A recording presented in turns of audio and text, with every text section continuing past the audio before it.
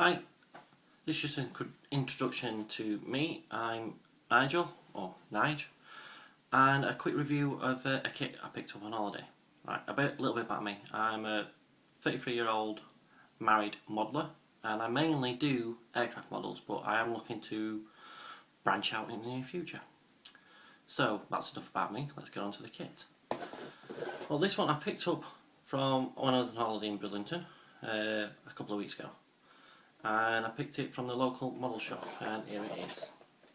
It's the Italeri P-40 E/K, and it's got 6 decal options, and this kit cost me, don't know if you can see that, £22.99, even though it's backwards. Just have to bear with me. Okay, so let's have a look at the kit. Good strong box, as normal, in majority of the kits anyway. Well, let's have a look at the fuselage first, if I can get it out of the packet. Alright, I'm looking at the fuselage. The seam lines, daft idiot. The panel lines look very crisp in places, but in other places not so good. And I don't know whether you can make it out. Let's just show you. There's a line. It runs the whole way up the spoon tail. Now this kit, because it's got the 6 detail options, it's got a different tail for the back. For the a couple of other options, and we'll have a look at those in a minute when we have a look at the instructions. But can you just see it? I hope you can. Like I said, some of the panel lines are quite good. Then you've got some like here.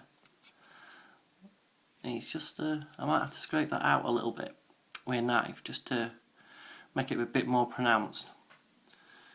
The overall detail, it's not too bad, but I have seen better on cheaper kits, if I'm honest.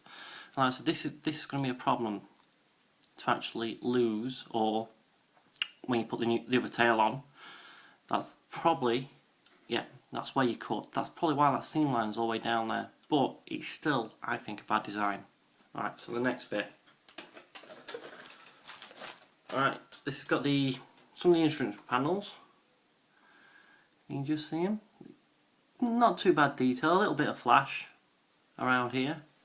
And the other tail section, the short, I think it's the short, or is it a long tail section? I'm not too certain.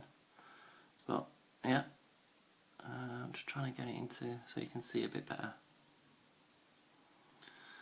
I mean, like I said, it's not bad detail, but like I said, I have seen better.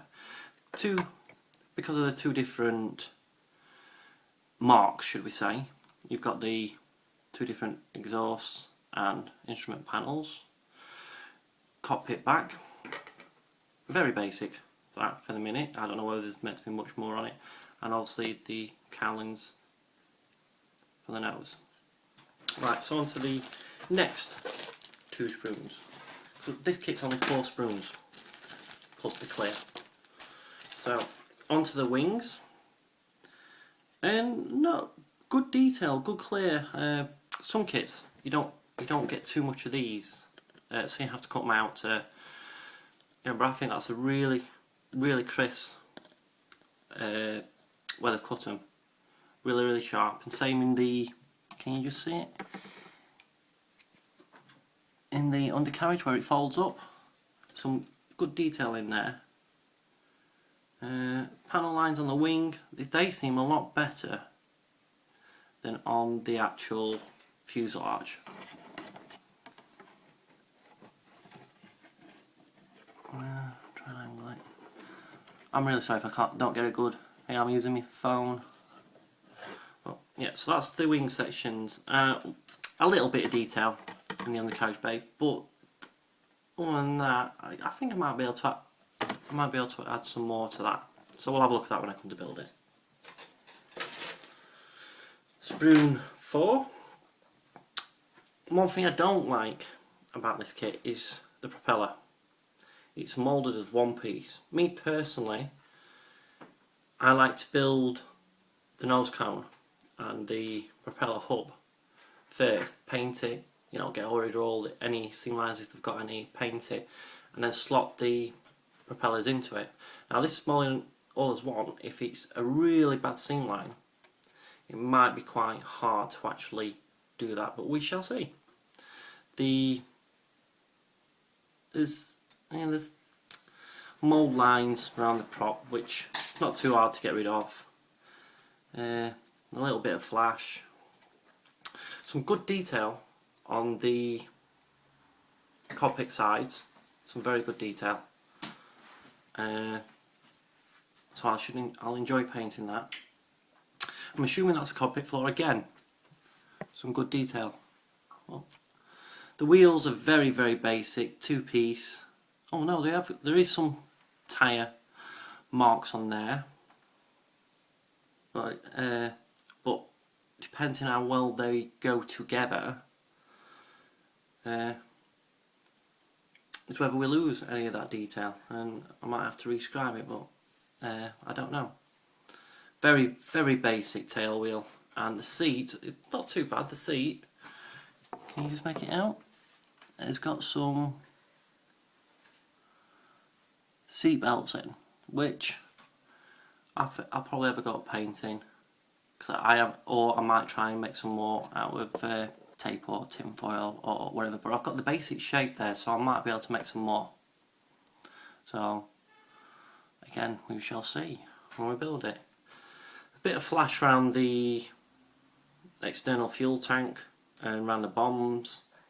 Now, I mean, fighters for the Second World War, unless they definitely were bombers, that unit, I prefer to do them clean. We know no bombs on them. Unlike my Lightning, my P-38 Lightning I'm doing at the moment, that's got loads of bombs and rockets and whatever, and I think that'll just make it look a lot better to do. So yeah, right, so onto the decals. There was no protective sheet on this decal. I can't see any scratches, but I'm going to have to be careful, but they look very, very shiny. And like I said, there's 6 options. Oh, and there's some seatbelt decals, so I might just use them. We'll see. Obviously, probably the most famous one is the Lion's Head one, which is, just looking at the instructions, if I can find it, is the 43rd FG 1st FS Atlantean Islands, is that? 1942, flown by Colonel Jack Chenault, whatever his name is. So, but my son, because this is what I build them for, wants me to do the Sharks one. So that's probably the one I'm going to do. And I think that one's desert camo. Again, as he looks at the instructions. Yes, that'll be desert camo. So that's the one I'm probably going to do. That one just there. And it looks like it's got the bands for the wings again. I prefer to paint them. So, but we shall see how these react, because I've never ever built an Italeri model before, so it should be nice and new. I'm not taking the clear out of the plastic because I don't want them to get them scratched, because it might be a month or two before I build these. They look okay, very clear as of what I can tell. There's no seam lines, but a very, very simple cockpit, as you would expect with these type of aircraft. Right, okay.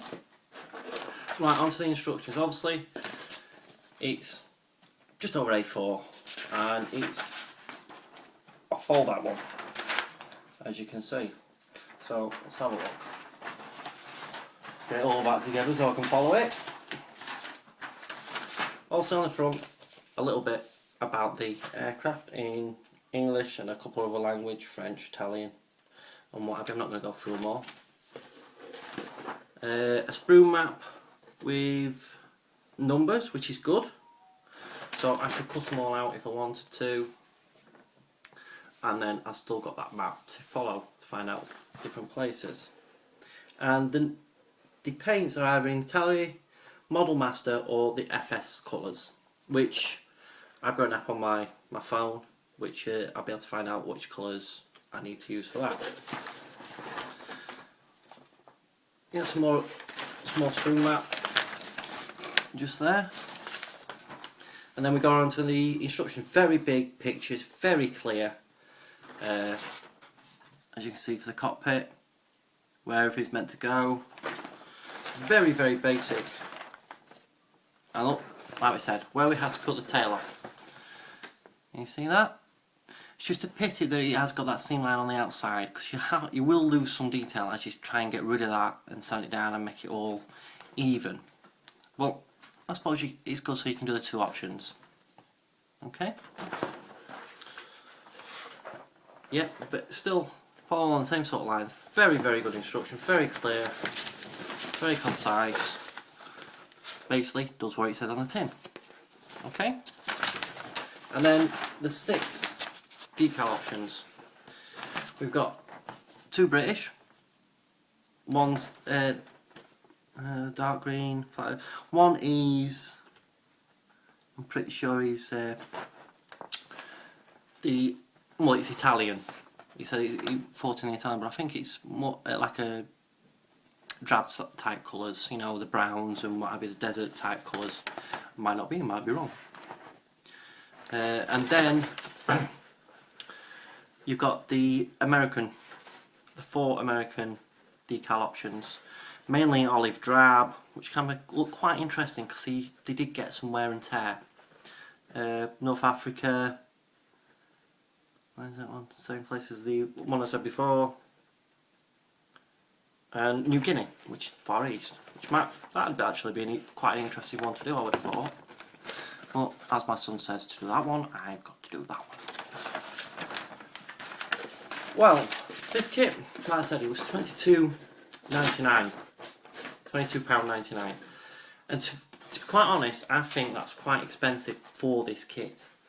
I've recently done the new FX Spitfire Mark 12, and that had the same sort of detail, but that was it was a good £6-7 cheaper at £17. So we'll see how this builds up, because that built really well. We'll see how this builds up, and we'll see how I go with it. And I'll post a build log when I start building it. Okay, so that's it for now. I'll see you on my next video. Bye.